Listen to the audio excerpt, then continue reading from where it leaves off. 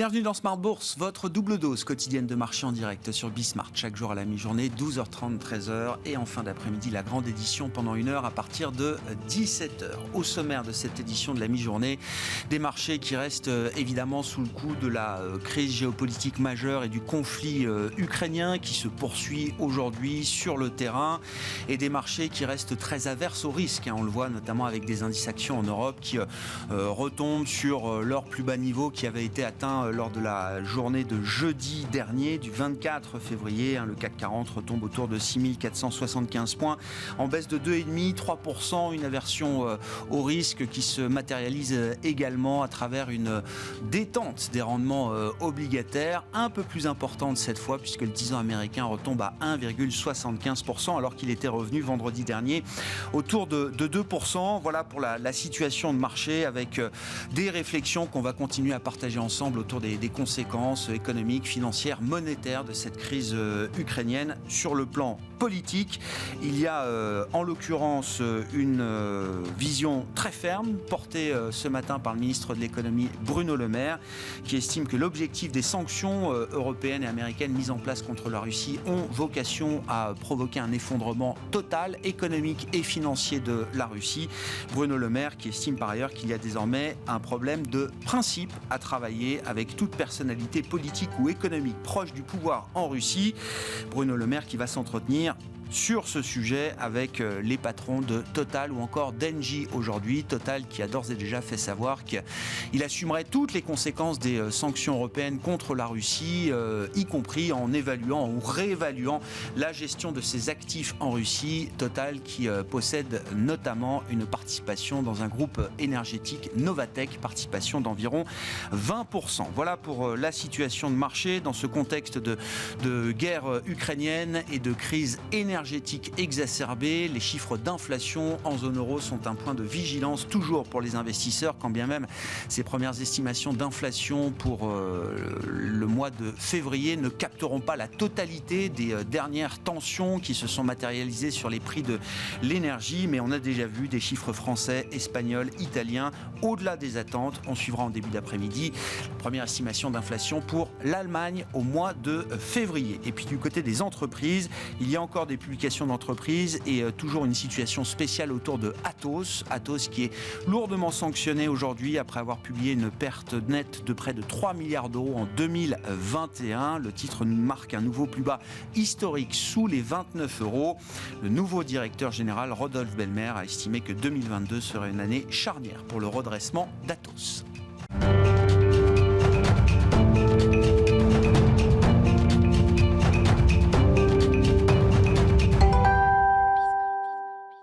Une ambiance toujours compliquée sur les marchés, évidemment, qui restent particulièrement attentifs au développement et aux conséquences de la guerre en Ukraine. Les infos clés du jour à mi-séance avec Alix Nguyen. Le repli se poursuit à Paris. Le marché reste concentré sur l'évolution de la situation en Ukraine. La volatilité prend ses quartiers dans un marché réactif à la moindre information. Moscou semble faire montre de plus en plus de détermination en Ukraine. C'est en tout cas ce qu'évoquaient les images satellites d'un convoi militaire russe ce matin, long de plusieurs kilomètres, se dirigeant vers Kiev. Kharkiv, la deuxième ville du pays, connaît quant à elle des bombardements intenses. Si pour l'heure les discussions au rang ministériel entre la Russie et l'Ukraine n'ont rien donné, les deux parties ont convenu de reprendre le dialogue dans les prochains jours. On rappelle que les pays occidentaux ont imposé de fortes sanctions économiques et financières à la Russie, en coupant l'accès de nombreuses banques au système de paiement international SWIFT, mais aussi en gelant les avoirs en devises de la Banque centrale. Toutefois, les sanctions épargnent pour le moment le pétrole et le gaz russe. Sur le plan du pétrole, le baril de Brent progressait de 2,7% au cours de la matinée à 100,64 $. Le marché est partagé entre la crainte de problèmes d'approvisionnement et la possible mise sur le marché de barils issus de stocks stratégiques. Sur le plan macroéconomique en zone euro, l'indice PMI final IHS Markit pour le secteur manufacturier s'est replié de 58,7 en janvier à 58,2 en février, tiré à la baisse par l'indice des délais de livraison des fournisseurs qui s'est fortement redressé par rapport à janvier. Focus sur quelques valeurs. Plus forte hausse du CAC, Thales gagnait encore 4% ce matin. Le fabricant de boîtiers destiné à la protection des systèmes électroniques Egide avançait pour sa part de 14%.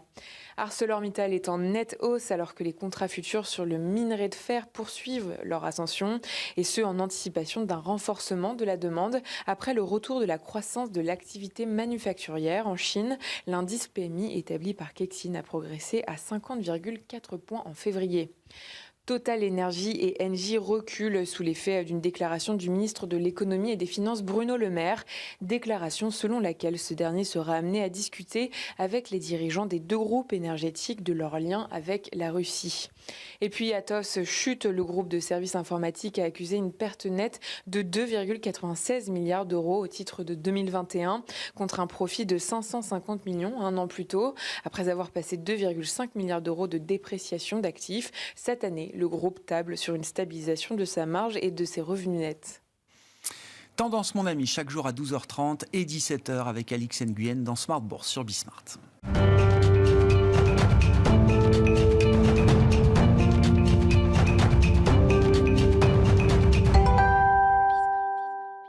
Et c'est Arnaud Faller, le directeur des investissements de CPR Asset Management, qui est avec nous par téléphone pour entamer cette émission. Arnaud, bonjour et bienvenue. Merci d'être avec nous à distance.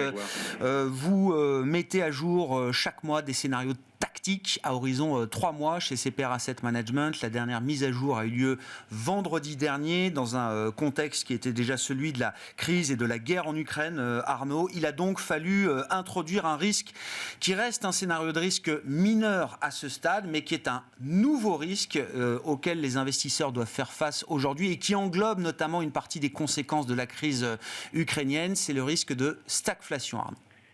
Exactement. Donc la probabilité de ce scénario est difficile à estimer. Pour l'instant, elle est petite, qu'on estime à 10%. Mais pour autant, c'est important de l'introduire. Pourquoi ? Parce que c'est un scénario qui est bien différenciant par rapport à l'ensemble des autres scénarios qu'on avait en tête, que les marchés avaient en tête, que ça soit sur les taux d'intérêt, que ça soit sur l'évolution des actions, notamment à l'intérieur des indices eux-mêmes, sur les styles qui ont été favorisés depuis le début de l'année et qui auraient pu continuer à l'être, ou même les autres géographiques.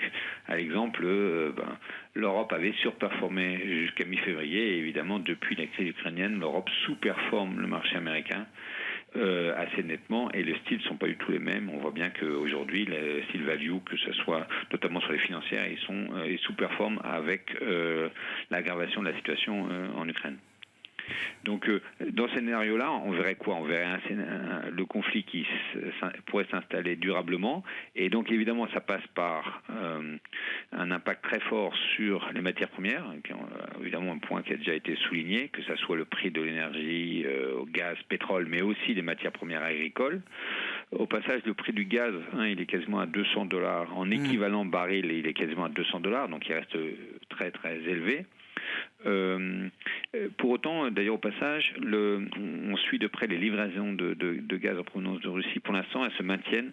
On voit que les Russes ont besoin de ces livraisons de gaz pour aussi rentrer des devises dans leur propre pays.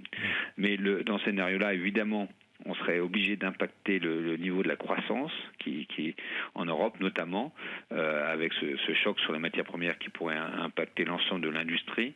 Et donc la croissance macro serait revue en baisse assez nettement, et évidemment aussi les profits des entreprises.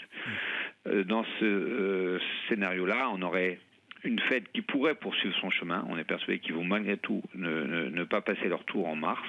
En revanche, la BCE décalerait l'ensemble de son process de renormalisation et n'évoquerait pas de hausse des taux pour 2022 et décalerait à 2023 les premières hausses. C'est un scénario, encore une fois, difficile à estimer en proba, mais qui change beaucoup par rapport aux deux autres scénarios qui étaient très dominants pour nous, pour CPRM, avant cette guerre en Ukraine. Il faut bien voir, que d'abord, les marchés sont extrêmement volatiles en ce moment, donc que ça soit les marchés actions, encore une fois, aussi bien les indices que les styles à l'intérieur des œuvres, à l'intérieur des marchés actions. Le style value qui était en tête est attaqué en ce moment. Et même à l'intérieur de la journée, on voit des mouvements très très violents. Et aujourd'hui d'ailleurs, le point aussi, c'est que c'est aussi sur les taux d'intérêt où on a des volatilités fortes. Vous l'avez rappelé, le taux de 10 ans était à 2% quasiment, le taux de 10 ans américain était à 2% vendredi, et là il est à 1,75 avec des mouvements de 10 à 15 points de base. C'est assez rare sur les marchés obligataires. Il nous semble que c'est aussi un marché qui est très dominé par les flux, avec des considérations techniques. À l'image d'hier, hier c'était fin de mois, et donc on assiste parfois en fin de mois à des mouvements de rebalancement entre les classes actifs. Donc, mais deux scénarios qui restent, qu'on avait et qu'on maintient, même si on a baissé leur probabilité. D'abord, normalisation graduelle de la politique monétaire. Là, encore une fois, avec l'inflation qui reste élevée, même si le point haut pourrait être assez proche, il nous semble que là, la Fed va continuer à abaisser son soutien de manière graduelle, donc elle l'annonce régulièrement, que ça soit donc via des hausses des taux ou des réductions de taille de bilan, et la BCE pourrait suivre en fin d'année.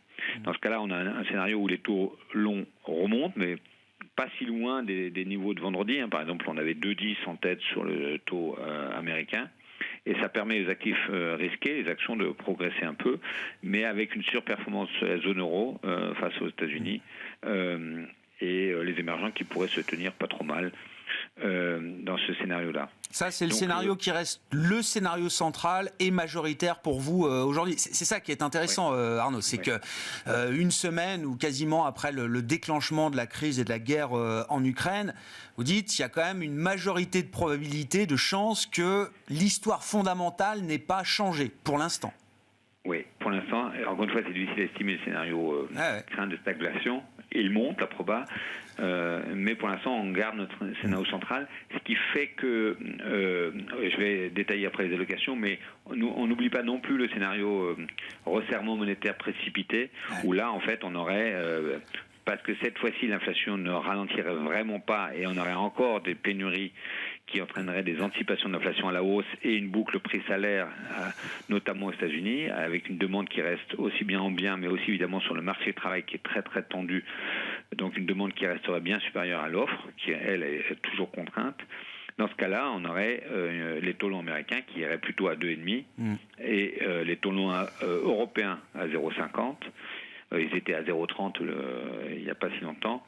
Et donc, on aurait cette fois-ci le marché action qui pourrait accuser le coup, notamment les valeurs de croissance. C'était un peu la poursuite du mouvement qu'on a connu en janvier, avec des valeurs de croissance qui étaient délaissées, notamment les grandes valeurs américaines. Mais donc, dans les allocations, ce qu'on fait, donc d'abord, la constat, c'est qu'il nous semble qu'il n'y a toujours pas d'intérêt à revenir sur les obligations d'État. C'est-à-dire que certes c'est encore très volatile, aujourd'hui ça joue un petit peu son rôle de refuge, mais durablement il ne semble pas qu'il faut avoir des positions sur les obligations d'État. En revanche, côté action, donc grâce à des protections qu'on avait mis en place, on a des positions relativement modestes sur les actions, donc on garde les liquidités. C'est trop tôt pour revenir sur le marché. On a quelques liquidités, il faut avoir évidemment plus de visibilité pour pouvoir réinvestir. Mais donc, encore une fois, grâce aux protections mises en place en janvier et en décembre dernier, on a des munitions pour revenir, mais on ne veut pas les mobiliser tout de suite. Est-ce qu'il faut revenir à un moment sur les marchés, Arnaud? Oui. De quelle manière? Est-ce que, effectivement, si on est dans l'idée de la normalisation graduelle des politiques monétaires, votre scénario central, est-ce qu'on va vouloir favoriser un style plutôt qu'un autre, favoriser une zone géographique plutôt qu'une autre? On aura plutôt en tête de revenir sur plus la zone euro que les États-Unis, plus de valeurs value, que ce soit des valeurs financières, énergétiques, plutôt que le reste, et petit à petit sur les émergents, à condition qu'il y ait des levées de quelques incertitudes, notamment sur le front sanitaire en Asie où c'est pas totalement réglé. On le voit à l'image de Hong Kong, mais globalement revenir plus value et donc la géographie associée, donc zone euro et un peu plus Japon, que le marché américain.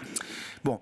La question, et j'ai bien compris dans la manière dont vous le présentiez, Arnaud, c'est de savoir si les 10% de probabilité, vous dites, c'est compliqué de mettre une probabilité sur ce risque de stagflation aujourd'hui, qui serait généré par la guerre ukrainienne. La question, ça va être de savoir, est-ce que ce risque est amené à monter encore un peu plus, ou est-ce que déjà 10%, c'est quelque chose de suffisant, entre guillemets? C'est vrai que entre guillemets, le risque pour nous, c'est que effectivement, est appelé à monter. Ouais. Pour l'instant, donc évidemment, ça va dépendre évidemment des jours qui viennent, mais la stagflation, c'est quelque chose qui pourrait s'installer plus longtemps et que c'est pas juste un épiphénomène. Ouais, c'est pour ça que c'est 10% à condition que ça s'installe durablement, parce que là, on pourrait revoir en baisse la croissance 2022 et 2023. Donc quelque chose qui pourrait malheureusement impacter les marchés de manière plus durable. Ouais. Donc c'est pour ça, c'est 10%, mais avec un impact qui est beaucoup plus durable. Bien sûr, le tail risk avec des conséquences, petits risques, mais s'il se matérialise, qui pourrait avoir des conséquences majeures et qui serait un changement de donne pour les investisseurs et le scénario économique des prochains trimestres. Merci beaucoup Arnaud. Arnaud Faller qui était avec nous par téléphone, directeur des investissements de CPR Asset Management.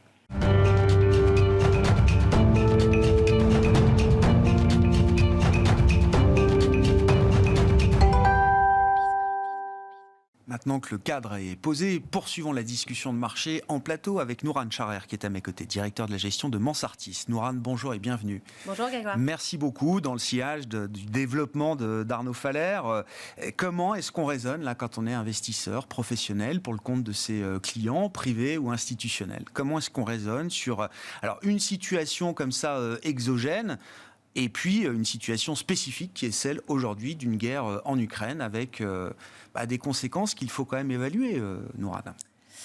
Alors, comment on raisonne? Vous avez raison, face à des inquiétudes qui sont, je dirais, rationnelles et normales de la part de nos clients. Il faut qu'on reste factuel, il faut prendre un petit peu de distance. Et pour rester factuel dans un environnement toujours incertain, on a traversé ces risques, la crise sanitaire, on était à peu près dans le même environnement, je dirais, d'incertitude cette année avec la crise sanitaire.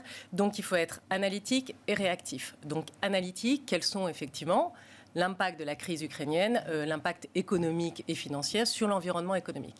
Le deuxième point, c'est il faut être réactif, c'est-à-dire analyser les risques en termes de gestion et dans les portefeuilles. Et là, j'y reviendrai tout à l'heure. Donc, sur le plan analytique, quelles sont aujourd'hui les conséquences économiques et financières de la crise ukrainienne ? Alors, elles sont difficilement mesurables, donc c'est là où on a le facteur incertitude le plus fort, puisqu'on le voit bien, quand on regarde les scénarios des différents économistes, on a des scénarios qui sont complètement divergents. Certains parlent d'un coût supportable de la crise ukrainienne, d'autres, Philippe Lane a évoqué en fait un impact de 0,3 à 0,4 sur la croissance européenne, et d'autres parlent carrément de worst case scénario avec une division par deux de la croissance européenne. Voilà. Philippe Lane, le chef économiste de la BCE.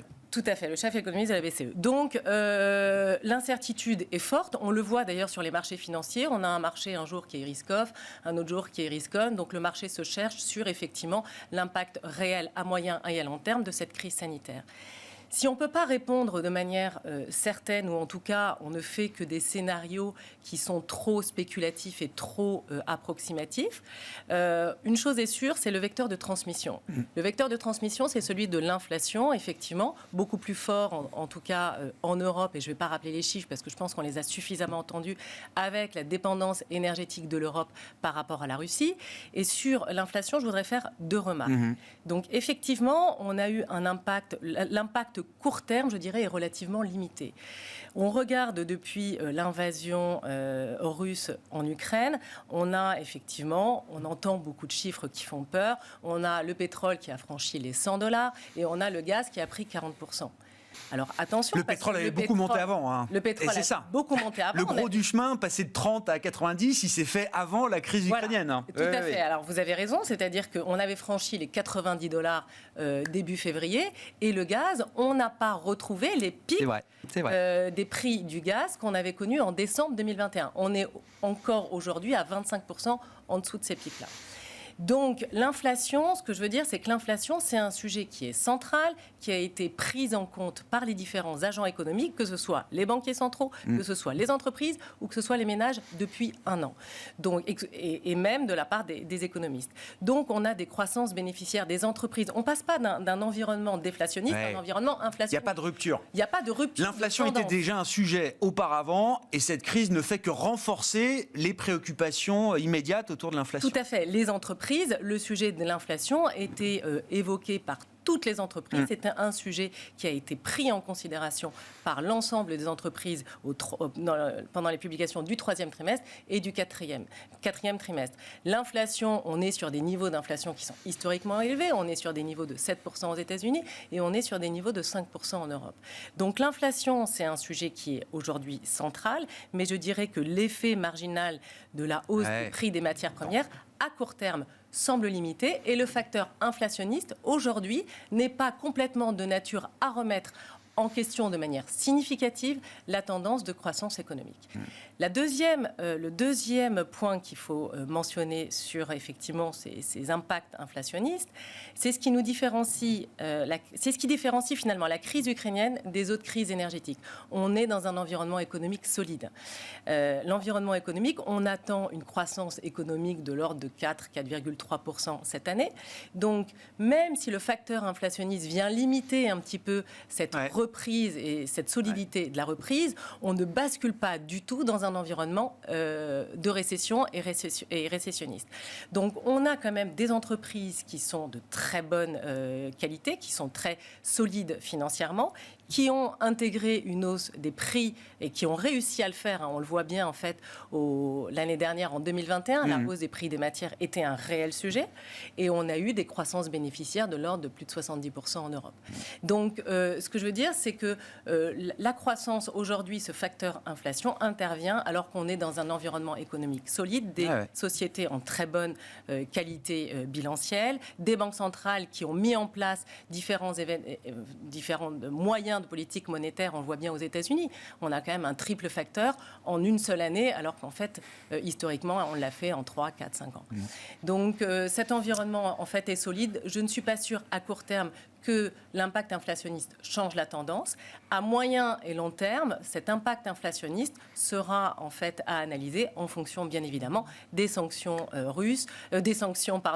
européennes et des représailles russes.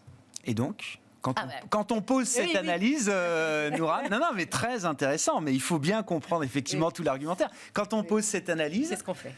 Mais qu'est-ce qu'on fait ? Peut-être même qu'il ne faut rien faire, de plus ou de moins que ce qu'on a fait précédemment, en termes de gestion des portefeuilles, j'entends. Alors, vous avez raison. Alors, quand on est face à une crise, il faut analyser les risques. L'analyse des risques se fait en fait à deux niveaux. Il y a l'analyse des risques directs et l'analyse des risques indirects. Donc, l'analyse des risques directs sur la crise ukrainienne, elle est très simple, c'est quelles sont les sociétés aujourd'hui qui sont exposées au marché russe. Les risques indirects, c'est bien évidemment si on a un impact. Et donc ces sociétés-là ? Alors, j'allais répondre. Oui, allez-y. Ces sociétés-là, en règle, alors nous, dans les portefeuilles, on n'a pas effectivement d'exposition au marché russe. C'est vrai que sur la première partie de l'année, le secteur bancaire, le secteur automobile, qui sont les secteurs aujourd'hui les plus impactés. Banque, auto, oil and gas, c'était les 3 meilleurs secteurs en 2021. Tout à fait. Et au cours du mois de janvier 2022. Tout à fait. Alors nous, on a un ADN qui est fort, c'est celui de s'exposer ou d'investir dans des sociétés qui sont solides financièrement, avec des croissances rentables et des croissances pérennes. Donc, on a ces critères, je dirais, qualitatifs, mais qui se retranscrivent avec des critères quantitatifs identifiés. On exclut le secteur bancaire et le secteur automobile qui voit aujourd'hui une problématique quand même de business model avec des investissements très forts pour la transition énergétique. Donc on a résisté pendant cette première partie de l'année qui n'était pas facile parce qu'effectivement le marché, il y a la pression du marché pour aller vers les secteurs qui surperforment. On a résisté, donc aujourd'hui on n'est pas exposé au secteur automobile. Nous ne sommes pas non plus exposés au secteur bancaire. Donc les deux secteurs qui sont les plus pénalisés par la crise ukrainienne, on en est relativement... on en est absent. Ça valide, non mais juste un point là-dessus, ça valide l'idée quand même, quand on a un processus d'investissement, quand on affiche une promesse, entre guillemets, il est de bon ton de ne pas changer d'avis au fur et à mesure des modes qui traversent le marché, entre guillemets. Non, je pense qu'il faut, vous avez raison, il faut avoir un processus, et quand on nous dit mais qu'est-ce que vous allez faire en gestion, on ne va pas changer notre processus de gestion, on va rester sur ces entreprises-là. Et en fait, ce processus de gestion nous amène à avoir des sociétés qui surperforment à moyen et long terme, quitte à laisser de côté une partie de surperformance relative sur du plus court terme, comme ça nous est arrivé en janvier. Mais effectivement, aujourd'hui, le deuxième, justement, la deuxième analyse de risque qui est l'analyse de risque indirect. Donc, il faut, si jamais on est dans un environnement inflationniste très fort avec des risques sur la croissance, il faut sélectionner des entreprises qui sont solides financièrement et des entreprises avec des croissances qui sont élevées et du pricing power. Ça rejoint votre processus d'investissement. C'est votre univers, c'est ça ? C'est notre univers. Donc aujourd'hui, on a, et on l'a vu au 4e trimestre, on a une seule société globalement sur un fonds de 30 sociétés qui n'a pas complètement répercuté la hausse des coûts qui ont été jusque de 15 à 20%, que ce soit les coûts salariaux ou les coûts énergétiques. Et donc, on a eu une croissance très importante de l'ensemble des marges des entreprises en portefeuille parce qu'elles avaient un très fort pricing power. Elles sont capables de répliquer les 30 sociétés que vous avez en portefeuille, Nourane, qu'elles aient sur une année 2021 pu passer ces hausses de prix, c'est une chose. Est-ce qu'elles sont capables de le répliquer de manière durable, pérenne, si nécessaire, notamment sur l'exercice en cours 2022 ? Mais c'est ce qu'elles ont évoqué, c'est-à-dire la croissance bénéficiaire attendue des sociétés globalement européennes, attendue à 10% sur l'ensemble de l'année 2022, prend en compte une hausse des coûts, une inflation qui se maintenait déjà de manière significative sur l'ensemble de l'année 2022. Donc c'est pour ça qu'on a des croissances bénéficiaires qui se renormalisent aussi fortement. C'est parce que les sociétés aussi ont pris en considération ces impacts de dérapage un peu inflationniste avec des hausses des coûts matières premières et salariaux. Bon, donc, finalement, il n'y a pas tant de choses que ça qui ont changé dans votre stratégie d'investissement chez Mansartis, là. Alors ça, c'est pour la sélection de valeurs liées en fait à un portefeuille action. Si maintenant on regarde sur des portefeuilles diversifiés, est-ce que aujourd'hui on affecte une prime de risque supplémentaire liée à la crise ukrainienne ? Oui. Est-ce que cette prime de risque est déjà constituée ? Sûrement. Est-ce qu'il faut remonter les niveaux d'exposition action ? Non. C'est-à-dire qu'aujourd'hui, cette crise ukrainienne et ces incertitudes qui sont quand même globalement fortes nous amènent à limiter finalement la prise de risque. La prise de risque et d'être opportuniste sur une crise aussi majeure. Merci beaucoup Nourane. Merci d'avoir détaillé, développé pour nous votre analyse de la situation et les enseignements en tant qu'investisseur et gérant d'actifs. Nourane Charer qui est avec nous en plateau, directeur de la gestion de Mansartis, invité de Smart Bourse à la mi-journée sur Bismart. On se retrouve ce soir en direct à 17h.